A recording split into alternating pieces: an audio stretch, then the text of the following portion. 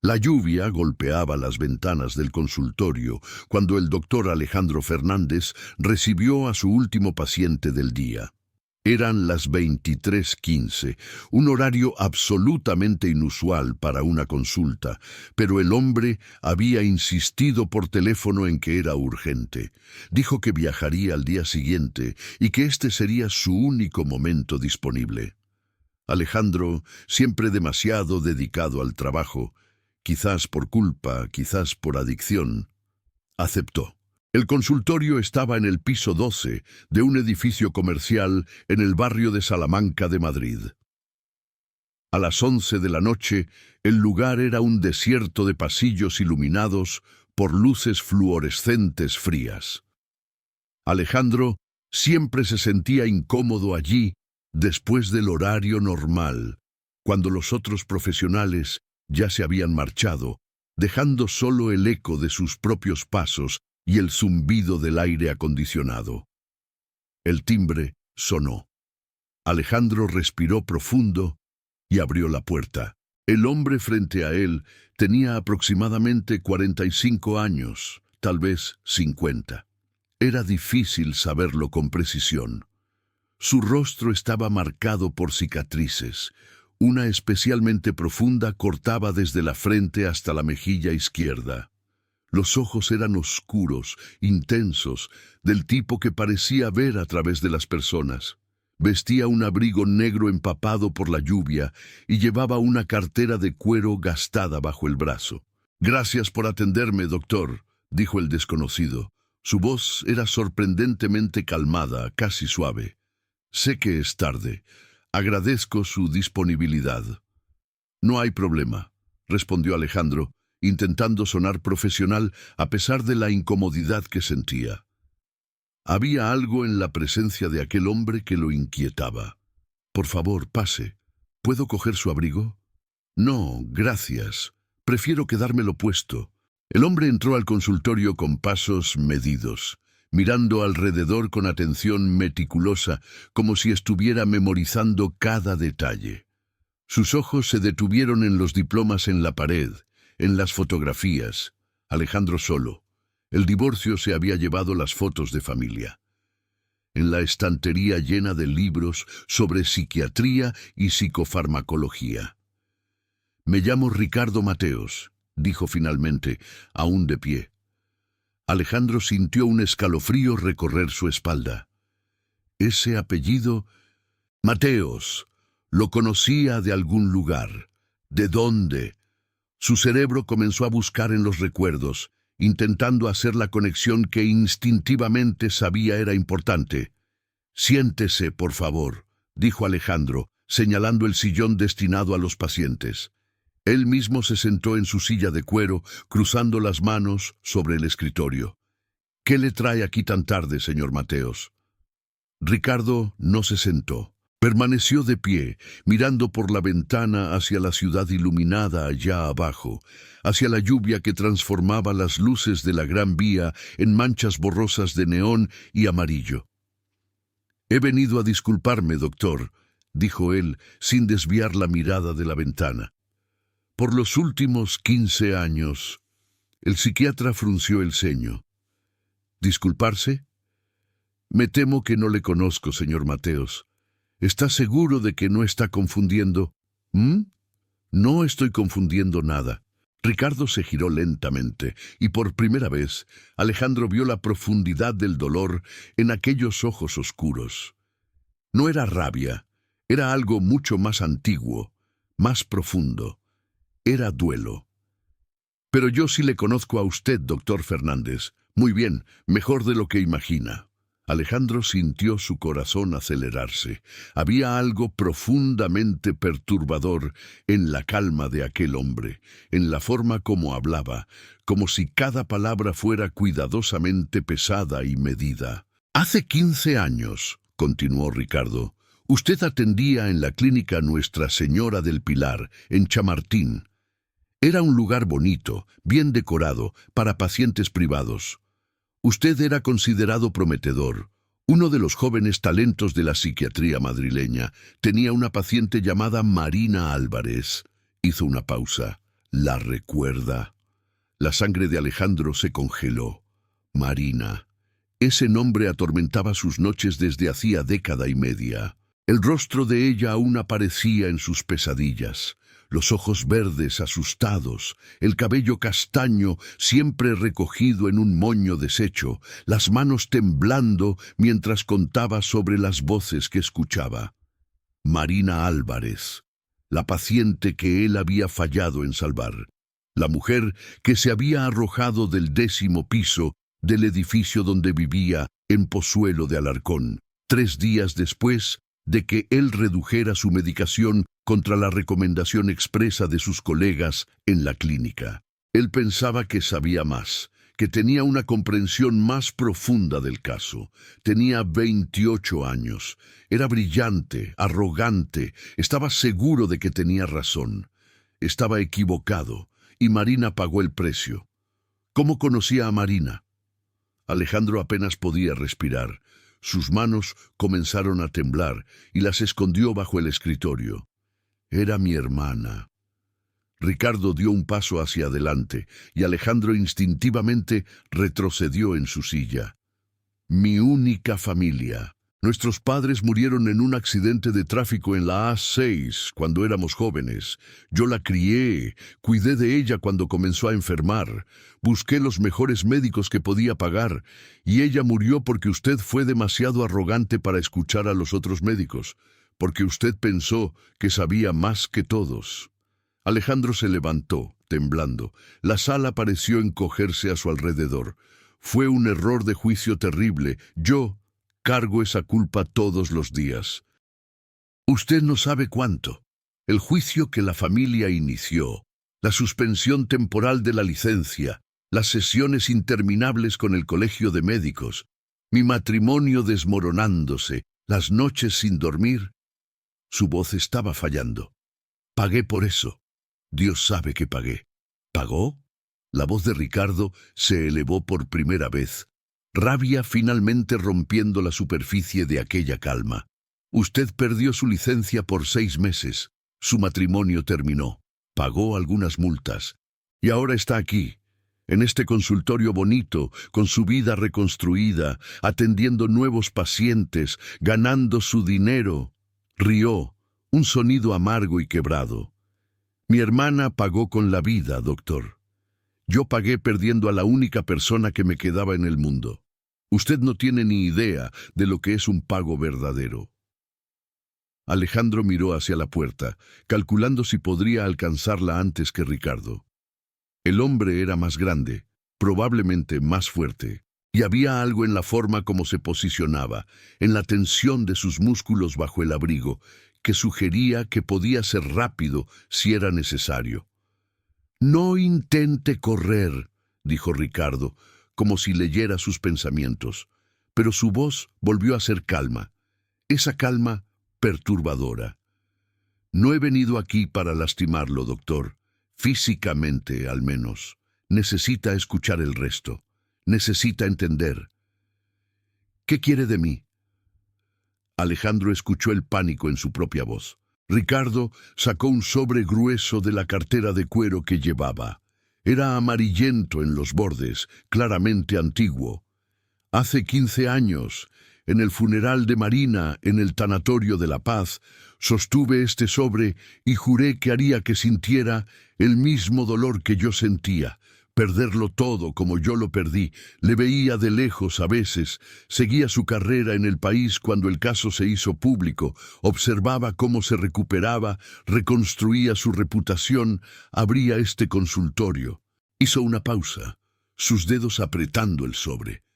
Esperé, planeé, imaginé 1000 formas diferentes de destruirle.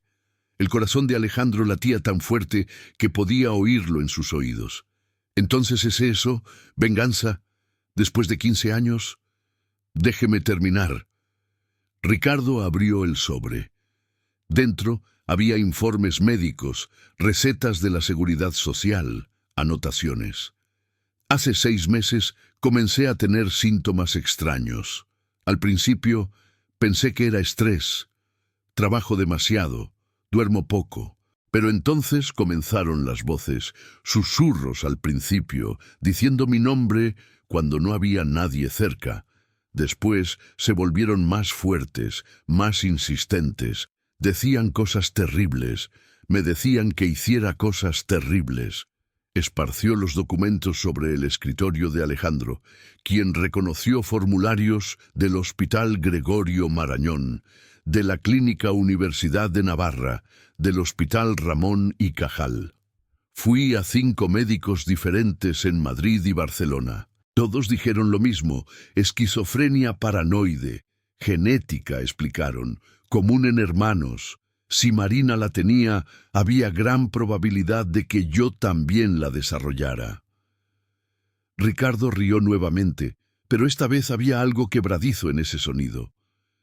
Irónico, ¿verdad? Pasé 15 años odiándole por la muerte de ella y ahora estoy siguiendo el mismo camino. Alejandro miró los informes. Eran legítimos. Reconoció los nombres de algunos colegas respetados.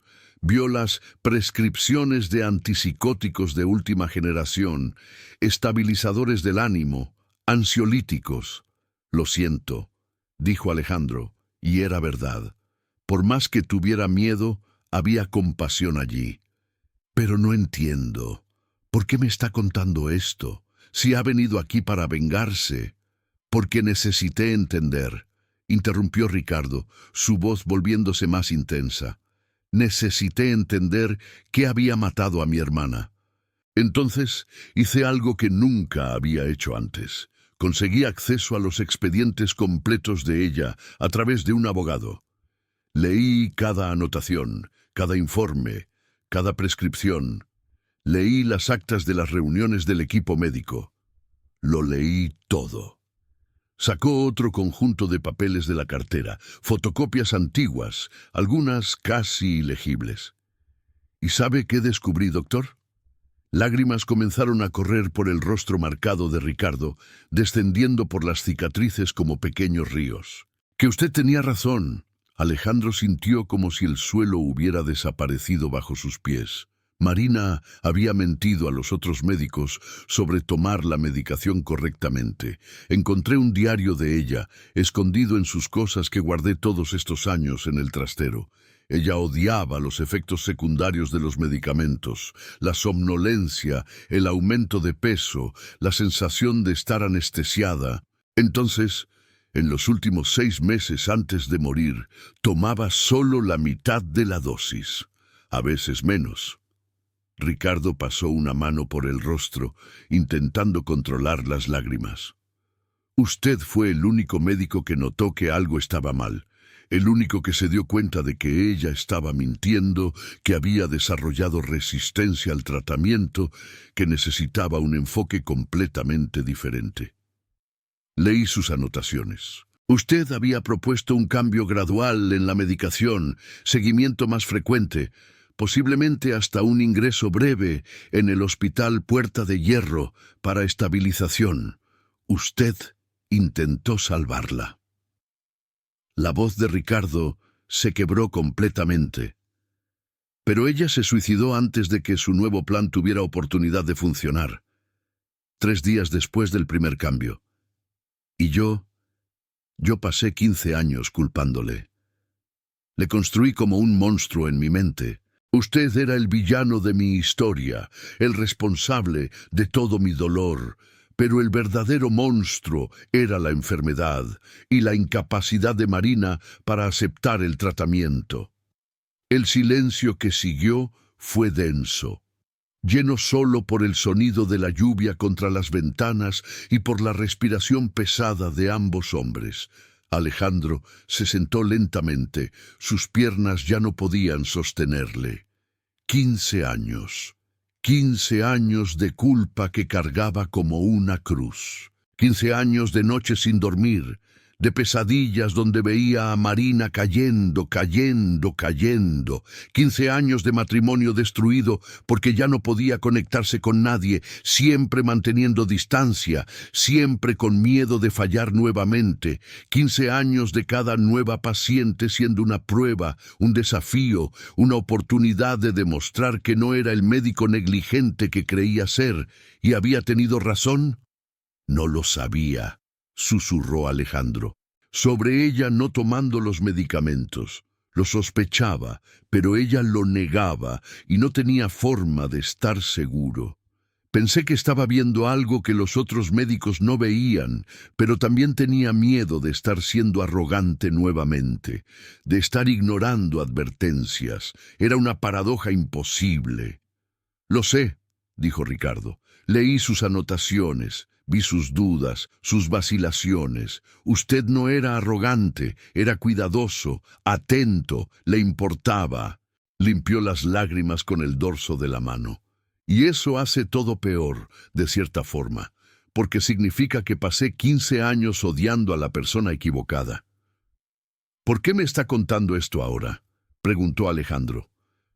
Después de tanto tiempo. Ricardo miró sus propias manos. Las cicatrices en el rostro, Alejandro se dio cuenta ahora, no eran de un accidente, eran deliberadas, autoinfligidas, marcas de un hombre que había intentado externalizar su dolor interno. Porque ahora soy yo quien necesita ayuda, y usted es el único médico que realmente entendió la enfermedad de mi hermana. El único que miró más allá de los síntomas obvios. Hizo una pausa, y su voz se volvió pequeña, vulnerable, como la de un niño asustado. Vine aquí planeando vengarme. Tenía un plan. Quería destruir su reputación, esparcir mentiras sobre usted en Internet y en los foros médicos, arruinarle profesionalmente de la forma como pensé que usted había arruinado mi vida. Pero ahora... Su voz se quebró nuevamente. Ahora solo quiero no terminar como ella. No quiero arrojarme por una ventana en un momento de desesperación. No quiero que las voces ganen, y tengo muchísimo miedo.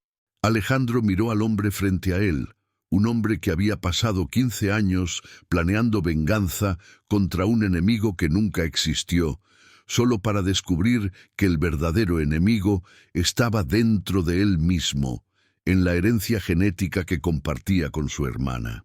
Lentamente, Alejandro se levantó y caminó hasta Ricardo. Por un momento, los dos hombres simplemente se miraron. Después, Alejandro hizo algo que sorprendió a ambos. Le abrazó. Ricardo se quedó rígido por un momento. Después se derrumbó, sollozando en el hombro del médico que había odiado durante tanto tiempo. «Siéntese, Ricardo», dijo Alejandro suavemente, después de un largo momento. Guió al hombre hasta el sillón, después volvió a su silla y tomó su talonario de recetas. «Vamos a comenzar su tratamiento, y esta vez...» Su voz falló por un momento, emoción cruda rompiendo su compostura profesional. «Esta vez voy a salvar a un Mateos». Ricardo finalmente se sentó, aún sollozando. «Lo siento muchísimo», dijo entre lágrimas, «por odiarle, por planear hacerle daño, por todos estos años desperdiciados en rabia». «Yo también lo siento», respondió Alejandro, «por no poder salvar a Marina, por no ser capaz de hacerle entender antes que la culpa no era suya ni mía, sino de la enfermedad». Pasaron las siguientes 2 horas conversando. Alejandro hizo una evaluación completa. Revisó todos los informes anteriores, preguntó sobre síntomas, frecuencia, desencadenantes. Ricardo respondió con una honestidad brutal, sin esconder nada, como alguien que finalmente había decidido dejar de luchar solo. Cuando la sesión terminó, ya pasaba de la 1 de la madrugada. La lluvia había cesado y Madrid, allá afuera, estaba en silencio. «Quiero verle 3 veces por semana», dijo Alejandro, entregando una receta nueva y una tarjeta con horarios. «Y quiero su compromiso de que tomará la medicación exactamente como se prescribe». Sin mentiras, sin medias dosis. Si tiene efectos secundarios, me llama. Ajustaremos juntos. Se lo prometo, dijo Ricardo, y había algo diferente en sus ojos ahora. No paz. Eso vendría con el tiempo. Pero tal vez esperanza. Por primera vez en mucho tiempo. Esperanza. En la puerta Ricardo se giró. Doctor, las cicatrices... Tocó su rostro. Fueron en los primeros años después de la muerte de ella, cuando el dolor era tan grande que necesitaba sentir algo físico para probar que aún estaba vivo. Lo sé, dijo Alejandro gentilmente, y trabajaremos en eso también. Ya no necesita cargar ese dolor solo. Después de que Ricardo se marchó, Alejandro se quedó solo en el consultorio silencioso. Miró sus diplomas en la pared, los libros sobre psiquiatría, la foto de él solo en su escritorio. Por primera vez en 15 años, el peso de la culpa que cargaba pareció un poco más ligero. No porque estuviera absuelto. Aún había cometido errores, aún había cosas que podría haber hecho diferente, pero porque ahora entendía que había estado luchando contra la culpa equivocada. No era culpa de haber sido negligente. Era la culpa de todo médico que enfrenta una enfermedad mayor que sus mejores esfuerzos. Y ahora, finalmente, tenía la oportunidad de hacer lo correcto. No arreglaría el pasado, no traería a Marina de vuelta, pero podía salvar a Ricardo, podía usar todo lo que había aprendido de aquella tragedia para evitar otra. Allá afuera, Madrid comenzaba a despertar hacia un nuevo día. El cielo aún estaba oscuro, pero había una promesa de luz en el horizonte. Alejandro apagó las luces del consultorio y cerró la puerta, llevando consigo no solo un nuevo paciente, sino tal vez, por primera vez en 15 años, la posibilidad del perdón. Perdón para Ricardo, que había desperdiciado años en odio. Perdón para Marina, que no pudo vencer a sus demonios. Y finalmente, el más difícil de todos, perdón para sí mismo.